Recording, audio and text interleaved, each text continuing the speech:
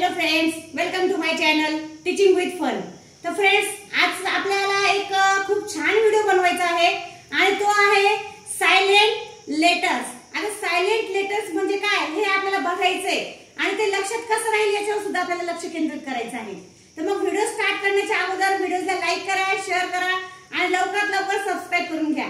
Subscribe केल्याने काय होते की तुम्हाला नवनवीन व्हिडिओज मला लगेच ताबडतोब बघायला भेटतील।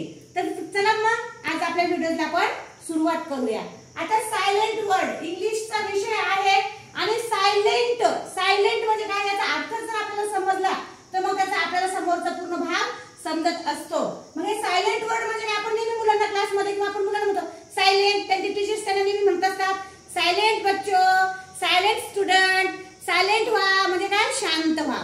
मग ह्याच प्रकारे सायलेंटचा अर्थ काय होतो मग शांत, म्हणजे त्याचा आवाज न होणे।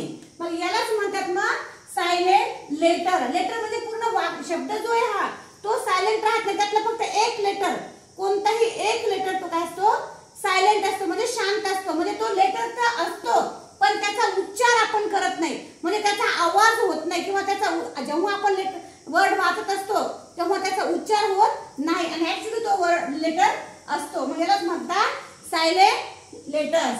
आता बघा मी एक एक्झाम्पल म्हणून काही दिलेले शब्द असे बरेच एक्झाम्पल येतात, त्यापैकी मी काही एक्झाम्पल फक्त तुमच्यासाठी दिलेले आहेत। आता हा शब्द समजा TALK, आता याला आपण काय वाचत असतो टॉक, काय वाचतो आपण, आणि जेव्हा मुलांना शब्द पाठ करायला देतो तेव्हा सुद्धा आपण त्यांना हा शब्द लिहून देत असतो। काय शब्द येतो टॉक। मग याच्यामध्ये एल आलेले, मग याला आपण लिहिलं का नाही लिहिलं, लिहिलं का नाही लिहिलं, पण याला फक्त आपण काय लिहिलं टॉक, पण शब्द काय एल, म्हणजे याच्यामध्ये ह्या शब्दामध्ये टॉक शब्दामध्ये एल काय आलेला आहे आपला सायलेंट आलेला आहे, म्हणजे याचा उच्चार त्यामध्ये झालेला नाही। यालाच म्हणतात मग सायलेंट लेटर। काय म्हणतात त्याला सायलेंट लेटर। आता नेक्स्ट वर्ड आहे वॉक, WALK। काय शब्द आहे WALK।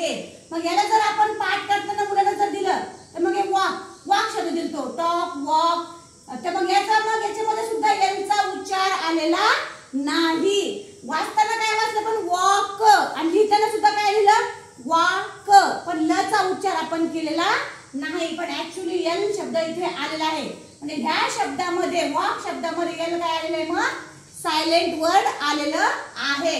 आता याच्या समोरचा अर्थ तर हे आपल्याला माहित आहे। टॉक म्हणजे काय बोलणे, वॉक म्हणजे चालणे, है की नाही। आता त्यानंतर शब्द आहे राईट। आपण लिहिताना काय लिहितो राईट असं लिहितो।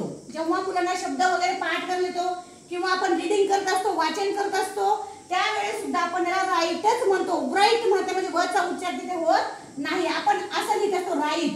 मग ह्या शब्दामध्ये आपलं काय आलेलं आहे, आपण मग राईट वाचलं मग त्याचं ओरिजिनल स्पेलिंग काय होईल राईट, WRIT होणार नाही RIT होईल, पण शब्द आलेला आहे WRITE।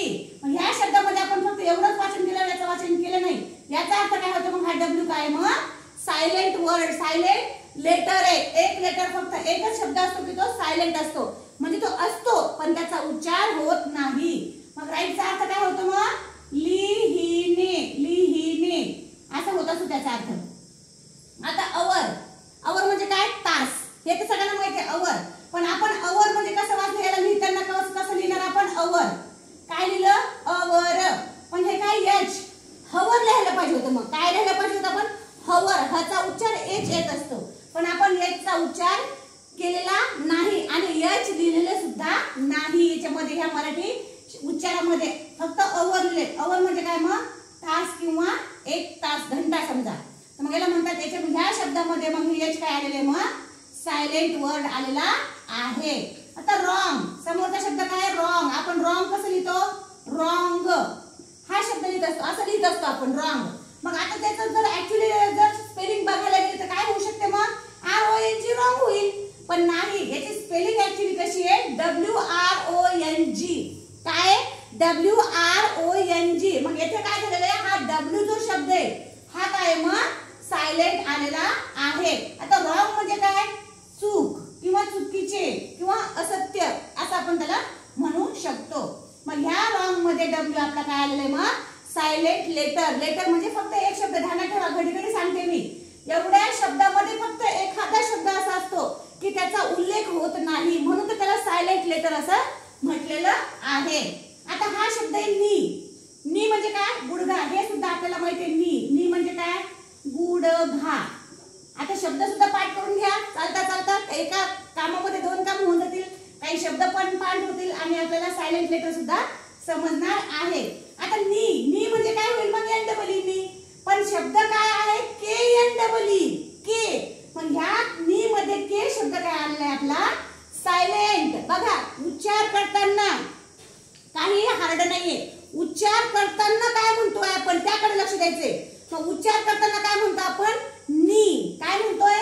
याला फक्त नी म्हणतोय, म्हणजे के चा उच्चार आलेला नाही, म्हणून के काय आहे मग ह्याच्यामध्ये?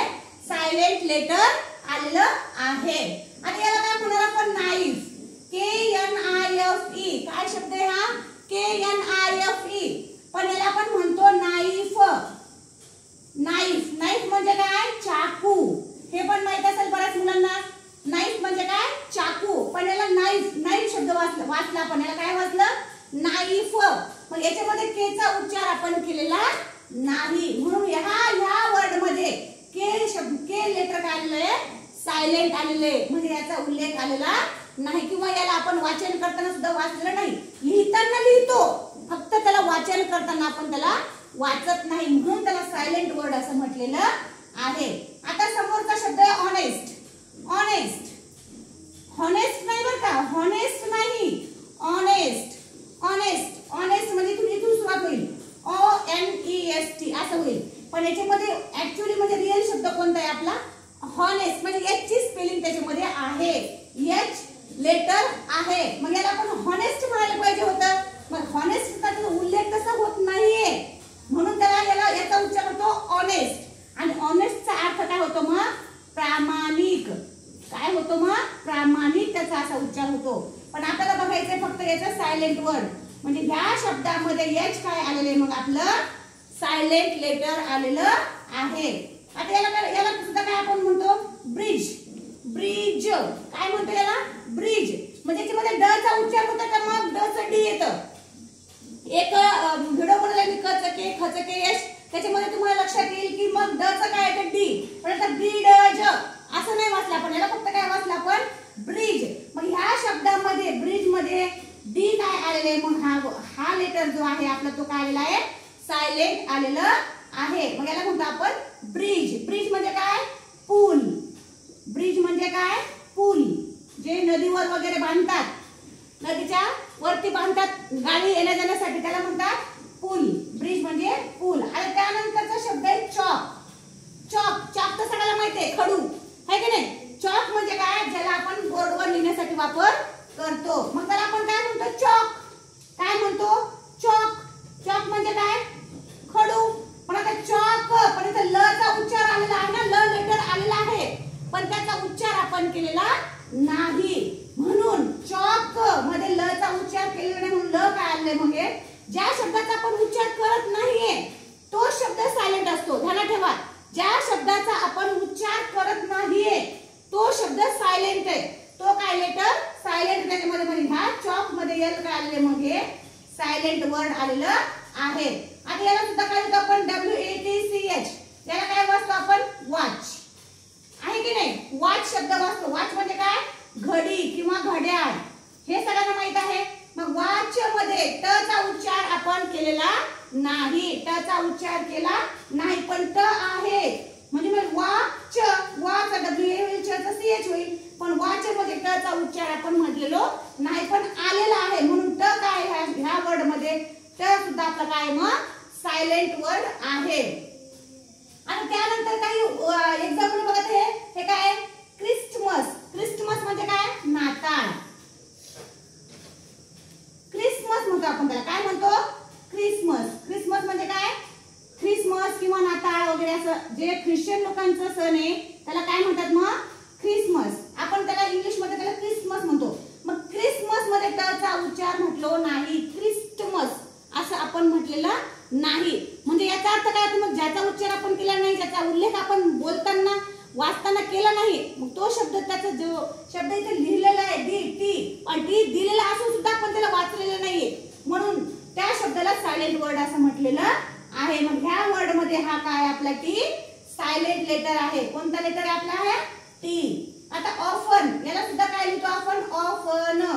आता समोरचं काही देत नाही मी, समोरचं फक्त डायरेक्ट देते ऑफन. ऑफन मध्ये ऑफन म्हणजे टी चा उल्लेख आपण केला नाही, पण टी ऑलरेडी दिलेला आहे म्हणून ह्या वर्ड मध्ये टी हा काय लेटर सायलेंट आलेला आहे. आता होल. होल म्हणजे काय HOLE पण होऊ शकते, पण इथे दिलेले आता होलचे दोन वेगवेगळे अर्थ आहेत. एक होल म्हणजे संपूर्ण आणि HOLE होल म्हणजे छिद्र होते, पण इथं होल शब्द आहे WHOLE होल. होल म्हणजे काय होतं मग पूर्ण. होल म्हणजे काय पूर्ण होते. मग याच्यामध्ये W चा उच्चार होत नाही, फक्त होल एवढंच वाचलं आपण, पण W तिथे दिलेला आहे. मग अशा वर्डला आपण काय म्हणतो, अशा शब्दाला अशा लेटरला काय म्हणतो सायलेंट लेटर. आता अन्सर याला पण काय म्हणतो आपण अन्सर. व चा उच्चार केलेला नाही. व म्हणजे व कशाचं येत असतं W चं व येत असतं किंवा व चं W त्याचं पण आपण व चा उच्चार केलेला नाही. आणि याला कसं लिहितो मग अन्सर. अशा प्रकारे मग ह्या शब्दामध्ये याचा उल्लेख केलेला आहे, पण W चा उल्लेख आपण केलेला नाही. मग ह्या W हा व हे काय झालं मग लेटर सायलेंट लेटर झालेलं आहे. अशाच पद्धतीने असे बरेच एक्झाम्पल आहेत की जे आपण सायलेंट वर्ड. पण आता बघा इथून पुढे तुम्हाला जर क्वेश्चन आला सायलेंट लेटर आयडेंटिफाय करा किंवा लिहा किंवा त्याला तुम्ही सांगा की ह्या वर्ड मध्ये सायलेंट लेटर कोणता आहे, तर मग आता लक्षात राहायला पाहिजे सायलेंट वर्ड म्हणजे काय. मग ऍक्च्युली तो शब्द दिलेला असतो, तिथं तो लेटर असतो, पण त्याचा उच्चार तोंडातून होत नाही किंवा आपल्या जिभेतून होत नाही, निघत नाही, त्याचा साऊंड येत नाही, त्या शब्दाला सायलेंट लेटर असं म्हटलेलं आहे. तर फ्रेंड्स आजपासून सायलेंट लेटर बिलकुल विसरायचं नाहीये. लक्षपूर्वक व्हिडिओ शेवटपर्यंत बघत जा. माझ्या व्हिडिओला लाईक करा, शेअर करा, ज्यांना गरज असेल त्यांनी. आता उन्हाळ्याच्या सुट्ट्यामध्ये चांगला एन्जॉय करा, अभ्यासही तसाच करा आणि सबस्क्राईब लवकरात लवकर करून घ्या. Thank you very much.